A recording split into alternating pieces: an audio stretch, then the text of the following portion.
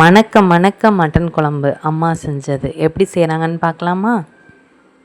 குழம்பு இப்போ குக்கரில் தான் தாளிக்க போகிறோம். அப்படிங்கிறனால குக்கர்லேயே நீங்கள் எண்ணெய் ஊற்றிக்கோங்க. எண்ணெய் நல்லா காஞ்சிருக்கான்னு பார்க்குறதுக்கு கொஞ்சம் வெங்காயத்தை போடுறாங்க. அது நல்லா பொரிஞ்சதும் சின்ன வெங்காயம் கால்வாசி பெரிய வெங்காயம் சேர்த்து நல்லா வதக்கிக்கலாம். அது வதங்கிறதுக்கு தேவையான அளவு உப்பு சேர்த்து நல்லா வதக்கிக்கோங்க. ப்ரௌன் கலரில் ஆகணும்னு அவசியம் கிடையாது. ஓரளவுக்கு வதங்கினா போதும். இஞ்சி பூண்டு பேஸ்ட்டு பார்த்திங்கன்னா ஒரு 2 ஸ்பூன் சேர்த்துக்கிறோம். 2 டேபிள் ஸ்பூன் சேர்த்துக்கோங்க. அதுவும் நல்லா பச்சை வாசனை போகிற அளவுக்கு நல்லா வதக்கிக்கலாம்.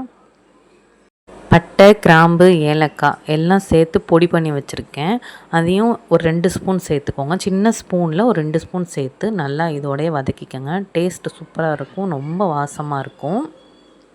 தக்காளி பார்த்திங்கன்னா ஒரு 4 பழம் சேர்த்துக்கோங்க. இது 1/2 கிலோ கறிக்கு தான் நம்ம செஞ்சுக்கிட்டுருக்கோம்.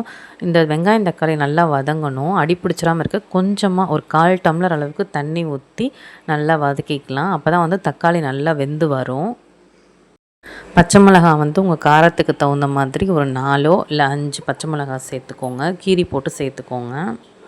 மஞ்சத்தூள் கொஞ்சம், மிளகாத்தூள் உங்கள் காரத்துக்கு தகுந்த மாதிரி சேர்த்துக்கோங்க. வெறும் மல்லித்தூள் தான் அது, இதோட எதுவும் சேர்க்கலை.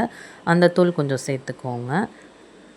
இந்த பொடிலாம் நல்லா வதங்கினதுக்கப்புறமா நம்ம 1/2 கிலோ கறியை சுத்தம் பண்ணி வச்சுருக்கோம். அதை இதோடு சேர்த்து நல்லா வதக்கிக்கலாம். கொஞ்சமாக கொழுப்போடு சேர்த்து வாங்கிக்கோங்க. அப்போ தான் குழம்பு நல்லா டேஸ்ட்டு கொடுக்கும். இப்போ அரிசி கழுவுன தண்ணி தான் நம்ம சேர்த்துக்க போகிறோம். அப்படிங்கிறனால கறி மூழ்கிற அளவுக்கு அரிசி கழுவுன தண்ணியவே நீங்கள் சேர்த்துக்கோங்க.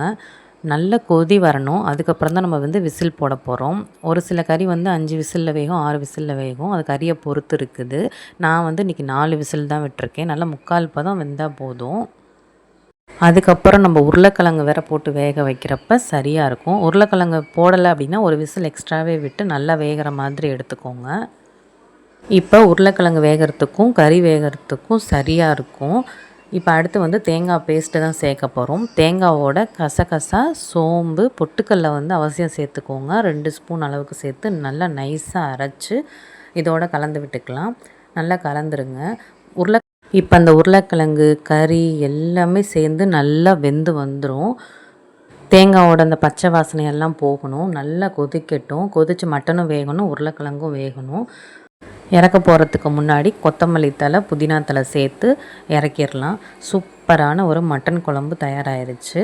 கண்டிப்பாக ட்ரை பண்ணி பாருங்கள். ட்ரை பண்ணி பார்த்துட்டு கமெண்ட் பண்ணுங்கள். இந்த வீடியோ உங்களுக்கு பிடிச்சிருந்தால் சப்ஸ்கிரைப் பண்ணுங்கள். தேங்க்யூ.